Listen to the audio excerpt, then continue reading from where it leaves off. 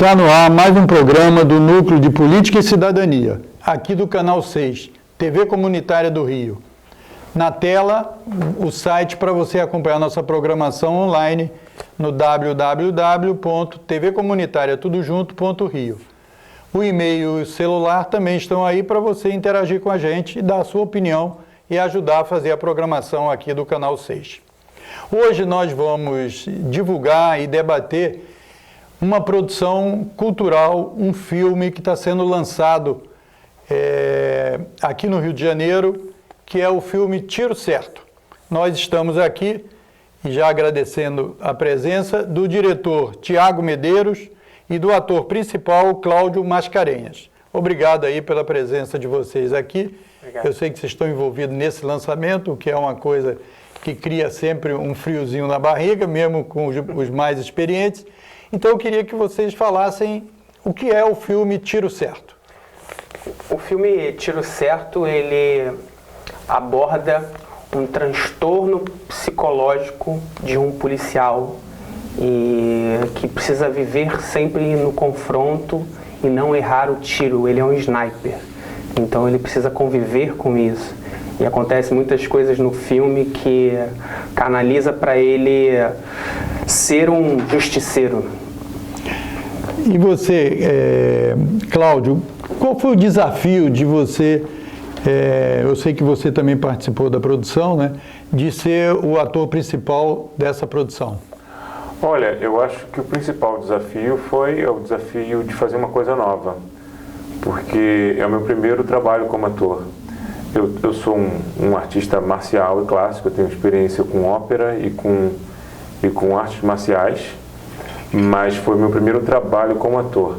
Eu já trabalhei, já fiz coisas pequenas, tipo assim, quando eu era adolescente, eu fiz uma ponta no filme com a Regina Casé, a primeira coisa que me escolheram para fazer.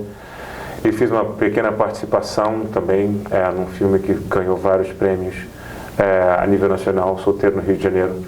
Mas é a primeira vez que eu tenho um filme que eu sou a figura central. E eu gostei muito de trabalhar com o Tiago, porque tudo é muito a respeito da gente se conhecer. E ter humildade de saber o nosso tamanho, né? Porque humildade é saber o tamanho da gente. Então, no primeiro dia de gravação, eu cheguei para o Tiago e falei assim, olha, você não vai dirigir um ator que vai fazer as cenas de ação. Você vai dirigir um artista marcial, um atleta que vai atuar. E eu acho que isso estabeleceu uma comunicação muito, muito boa entre a gente. Quando você vê o trabalho, você jura que eu sou um diretor, né? Tiago, e quem participa mais da produção do filme? Muita gente participa desse filme, né? O Flávio Marroso é o nosso produtor e grande amigo nosso. Também tem a Cláudia Alencar, que ela é a atriz que faz a parte de psicóloga no filme. Foi uma honra também trabalhar com ela, aprendi bastante. Ele falou sobre o ato de não ser ator, né?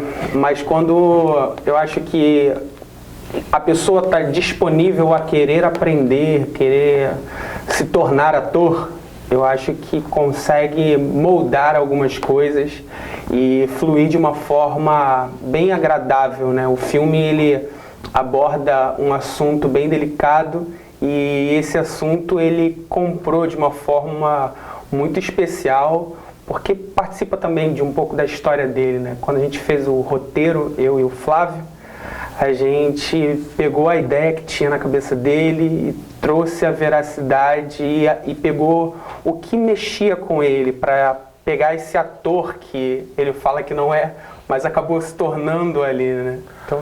foi uma coisa que me ajudou muito, foram direções claras e objetivas. Porque eu tenho... eu sou professor de Qigong, de meditação, então tenho muita disciplina e foco. Eu realmente acredito que eu posso aprender qualquer coisa que eu decida aprender.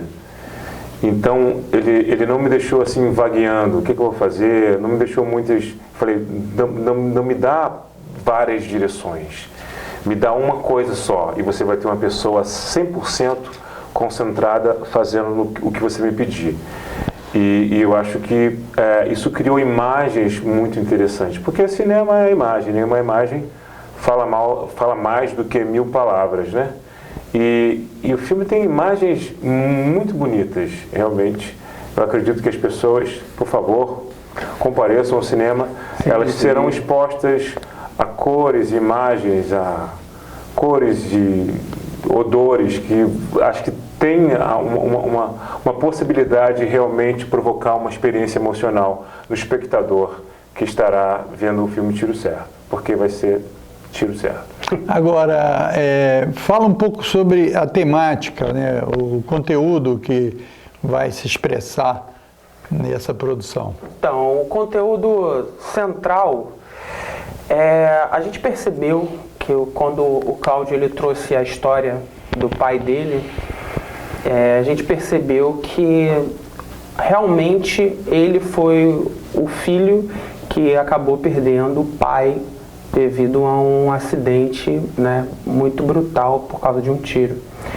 E quando a gente foi pegar essa informação, a gente quis abordar o assunto dessa história que é o policial de uma forma em que não ofendesse o policial chamando ele de corrupto e nem ao mesmo tempo, sabe, tornando ele um serial killer sanguinário sem um senso de humanidade.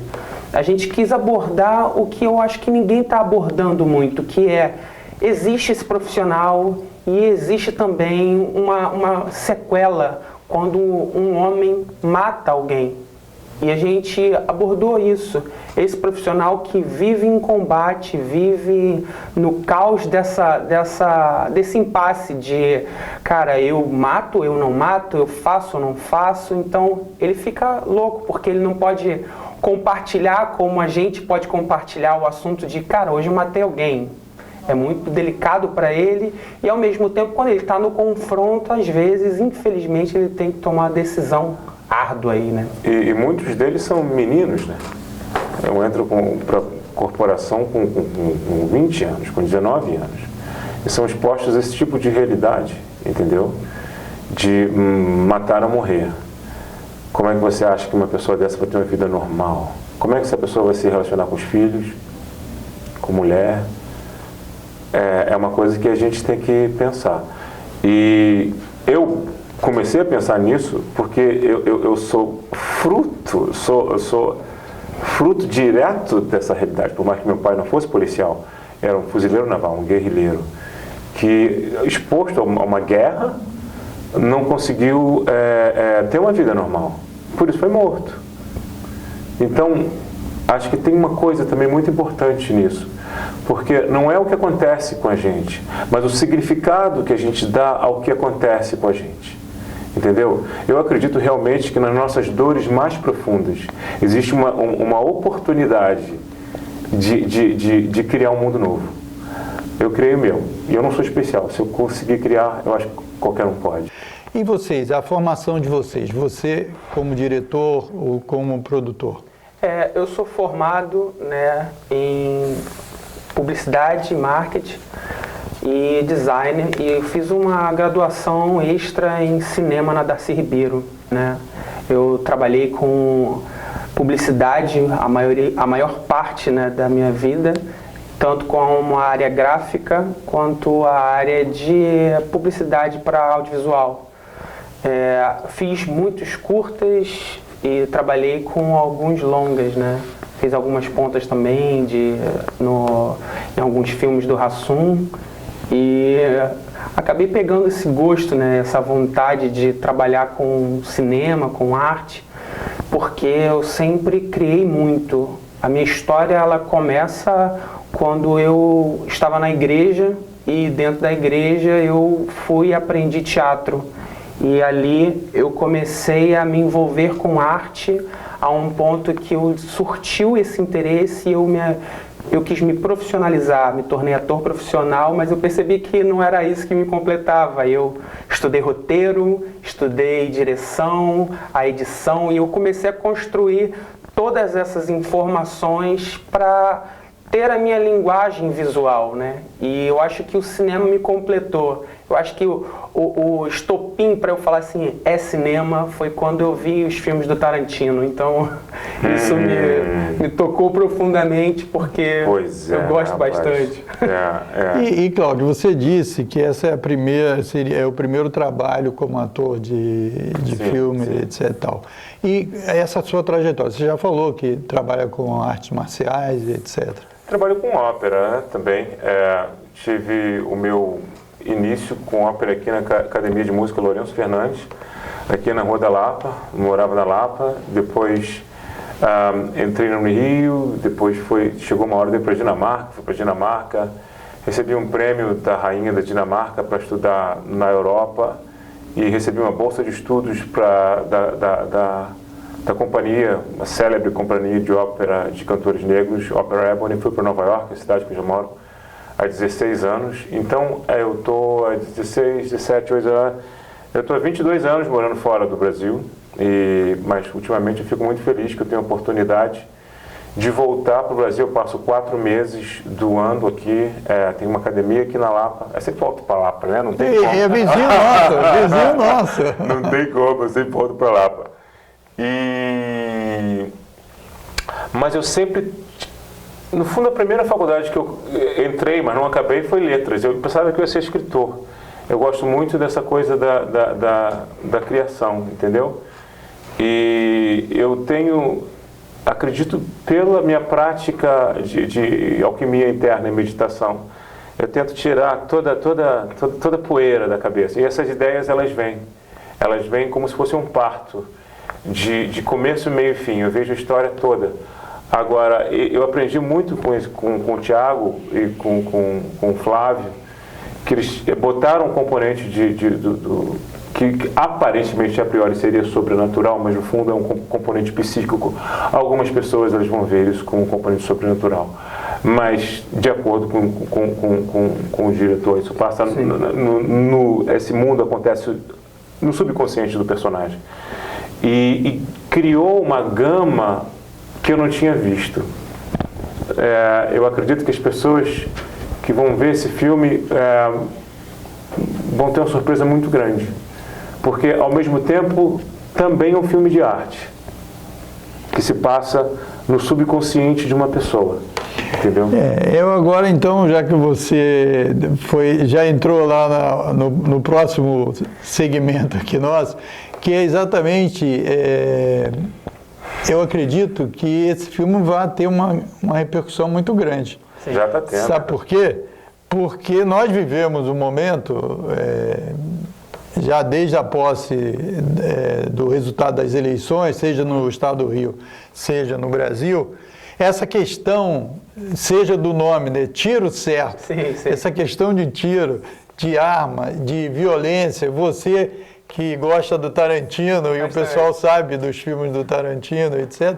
Como é que vocês acham que essa questão de que o filme possa ser visto como uma questão que aborda a violência, como é que vocês vão se ver com esse cenário que está aí parecendo que vai pintar? O que acontece a gente faz arte, e a arte ela não precisa ter uma coisa autodidata, né? Ela é criação. O Tarantino mesmo, quando faz um filme, ele não defende lado esquerda ou direita, ele somente faz um filme.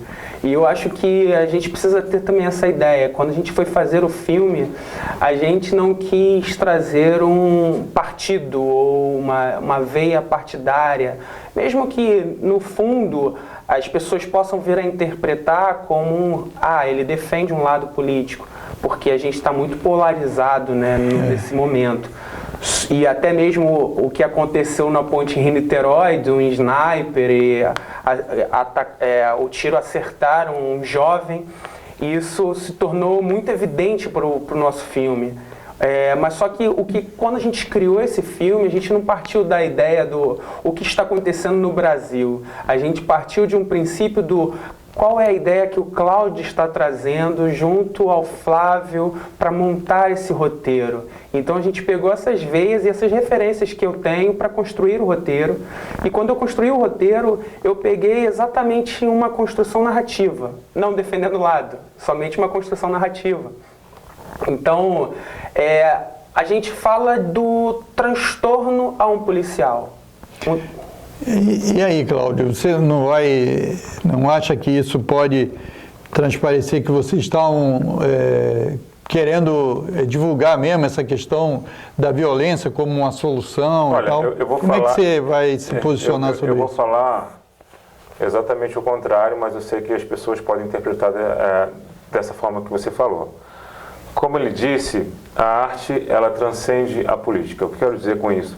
Antes de construirmos cidades, nós pintávamos nas cavernas. Antes de construirmos nossas leis, nós cantávamos para a lua. A arte, ela é uma expressão pura do espírito humano, do pensamento humano, das emoções humanas. Em relação a essa situação que o mundo vive, eu tenho algo a dizer.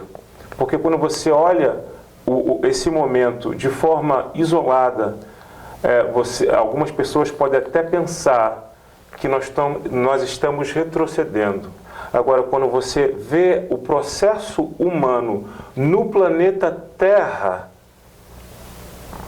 a coisa muda. Porque há poucos milhões de anos atrás, nós éramos primatas. Eu até sei que tem gente que acredita na cobra falante. A minha cobra fala comigo toda manhã, eu entendo. Eu entendo, mas enfim, fóssil, tá legal? E depois nós tivemos anos de barbarismo. Sim. Hoje ainda temos barbarismo, sim, mas hoje nós sabemos que é barbarismo. Antigamente era apenas uma formalidade urbana. Sabe? E nós tivemos pessoas como Shakespeare, como Mozart, como Herbert von Goethe, como Beethoven, como Santos Dumont. Nós estamos sim melhorando, porque nós éramos animais.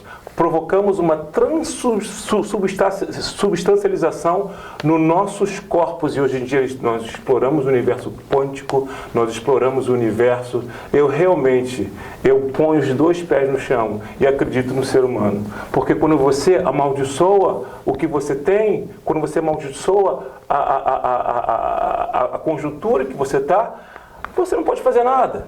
Você amaldiçoa tudo que você tem. Agora, você me contou ali antes da gente fazer a entrevista a reação do seu avô diante do que aconteceu e que acabou gerando também esses pensamentos e que ajudou muito no roteiro, etc. Eu acho que seria bem interessante se você pudesse falar um pouquinho. Olha, eu acredito que as pessoas nascem boas e aprendem a se tornarem ruins, entendeu? E eu acho que... para de falar, eu acho, né? Eu penso que um dos grandes problemas está no nosso sistema educacional, que negligencia algo energético, que mantém esse corpo humano vivo. Quando essa parte energética ela for explorada, sem forma mística ou dogmática, eu acredito que nós chegaremos a um novo patamar de evolução do ser humano aqui na Terra. Algumas pessoas conseguiram isso em algumas situações. Uma situação que eu nunca entendi. Como eu falei, meu pai foi assassinado. E meu avô era um detetive renomado, vindo da estirpe do Marechal Mascarenhas de Moraes e tal. É claro que pegaram o cara. E quando ofereceram a possibilidade desse homem ser torturado, ele vendo o cara que matou o único filho dele, o único filho que ele tinha, ele falou: mas isso não vai trazer meu filho de volta. A justiça é soberana. Deixe que a justiça tome conta dele. E eu acho que é isso que a gente precisa nesse momento da nossa experiência aqui na Lapa, na Terra, no Brasil, no mundo, trazer esse coração de Dom Quixote, esse coração de São Francisco de Assis, de realmente acreditar que as coisas são boas, de realmente acreditar no bem, porque é muito fácil ser mal, porque é o exemplo que a gente tem, né? Agora eu queria que a gente trabalhasse aí, que a gente está indo para o final da entrevista, que a gente trabalhasse o seguinte: primeiro, qual vai ser o caminho que, após esse lançamento, você, quer dizer, é um filme de metragem, né? É uma 30 coisa minutos. nova no Rio, né? Assim. Exatamente. Vocês que entendem isso, etc. Como é que vai ser o caminho? Vocês vão para festivais e tal, etc. E numa segunda questão, como se isso vai aparecer na internet, como é que as pessoas vão poder acessar o filme? Certo. Sim, o que acontece a gente pretende exibir ele nesse dia, no caso, dia 29. Depois a gente vai trazer ele para o ambiente de festivais. A gente vai cumprir durante basicamente 1 ano a 6 meses de itinerante nos festivais. A gente vai apostar nos festivais de Toronto, de Cannes e alguns festivais que são emblemáticos e relevantes, né, ao nível internacional. E a gente vai colocar em alguns lugares aqui no Brasil, posteriormente, após esse ciclo. E depois vai estar aberto também para quem tiver emissora ou canal fechado para fazer esse tipo de comercialização. Ela não tem, aqui no Brasil, infelizmente, não tem canais tão amplos para média-metragem. Tem muito para curta e para longa, mas média-metragem tem poucos canais. Então, por isso que a gente vai no mercado internacional e depois trazer para cá para fazer uma comercialização através de canais fechados e ambientes que possa vir a comercializar, né? Cláudio, foi uma produção independente, né? Foi uma produção... Como é que é a reflexão de vocês? Você também participou da produção e depois o Thiago vai falar também sobre isso. Como é que é fazer cinema no Brasil? Qual é o olhar que vocês têm sobre isso? Eu acho que fazer qualquer coisa é difícil. Sim. Entendeu? Principalmente quando você não sabe o que vai acontecer, quando o imprevisto acontece. E muitas pessoas, elas param porque não sabem exatamente quais os passos a serem tomados. Mas não dá para conectar o caminho das Índias olhando para o futuro. Só dá para conectar quando ele vira história. Aí você sabe o que você fez. Você tem que lidar com as coisas no dia e resolvê-las. Por exemplo, esse filme, ele começou com 2 câmeras emprestadas e a gente acabou com R$180 mil em equipamentos doados. Por causa de quê? Porque as pessoas veem os caras se matando, os espíritos em fogo, tentando fazer, isso contagia os outros. Então, se você puder fazer alguma coisa, você que tem uma ideia, você que quer fazer alguma coisa que é importante para você, faça e batalhe para isso acontecer. Por exemplo, o filme foi feito em 6 dias, 12 horas. Ele me ligou, o Marroso me ligou, falando assim: olha, a gente gosta da sua história, temos uma equipe toda para trabalhar de graça, escrevemos um roteiro, dá para filmar amanhã? Eu falei: amanhã não, depois, agradecendo a Deus o fato de não estar gordo, né? Mas o filme Baleia ia ser nada contra, outra coisa. Agora, você vem me falar isso no final, né? Agora tá difícil, eu não posso mais desenvolver nada aqui, eu já tenho que terminar aqui a entrevista. Você se divertiu, acaba a entrevista com risada. Então, mas o que você faria, assim, em 1 minuto, falaria sobre essa questão de fazer cinema? Essa experiência que vocês tiveram, como é que foi? A gente pegou essa experiência, o Flávio trouxe para mim, eu escrevi o roteiro de um dia para noite, né? Eu virei madrugada escrevendo e ele fez depois as adaptações mediante aos critérios do Cláudio. Foi uma correria, porque a cada momento a gente, aqui no Brasil, infelizmente, não tem um apoio tão bom para a cultura e tudo é muito burocrático e tudo é muito difícil. O processo da Ancine agora dificultando mais ainda esse processo. Então a gente optou a falar, pô, vamos trazer isso para um lado mais independente, porque é muito melhor a gente criar alguma coisa do que esperar e não ter nada, né? Então a gente começou a ter isso, e quando a gente começou a se motivar, o que acontece foi as pessoas acreditaram no projeto, começaram a investir no projeto, e hoje, assim, eu estou muito feliz porque nele eu acabei fazendo o roteiro, a direção e a edição, mas ele ficou de uma forma que eu fiquei muito feliz com isso. E ele brigou para fazer. Isso. Ele, quando o filme... E eu vou brigar para terminar isso. Cláudio Mascarenhas e Tiago Medeiros, certo? Muito agradecido aí por vocês estarem aqui na TV Comunitária, quer dizer, dando esse depoimento sobre o filme de vocês. Eles não falaram, mas o objetivo dele é fazer um longa-metragem. Eu acho que depois da repercussão desse filme, eu acho que eles vão conseguir. Investidores. Quero desejar tudo de bom para vocês, certo? Quer dizer, e agradecer a você, a sua paciência e a sua audiência que assistiu aqui mais um programa do Núcleo de Política e Cidadania, aqui do Canal 6, TV Comunitária do Rio. A gente deixa aí o site para você poder acompanhar, quando você não estiver em casa, a programação da TV Comunitária no seu celular, no seu notebook, tablet ou o mecanismo eletrônico que você quiser, www.tvcomunitariatudojunto.rio. O telefone e o e-mail para você opinar. O que você achou aqui dessa dupla que fez o filme Tiro Certo? Até um próximo Núcleo de Política e Cidadania, aqui do Canal 6, TV Comunitária do Rio.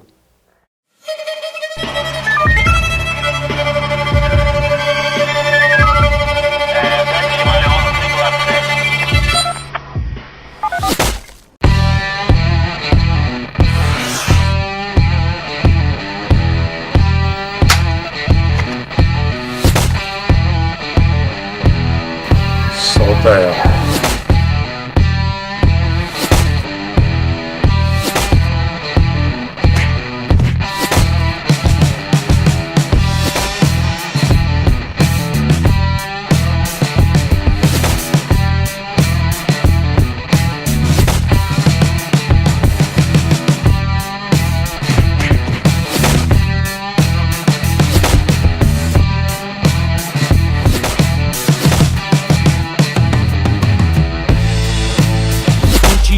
Aqui sem bala perdida, ninguém se fere, mas vi pra derrubar.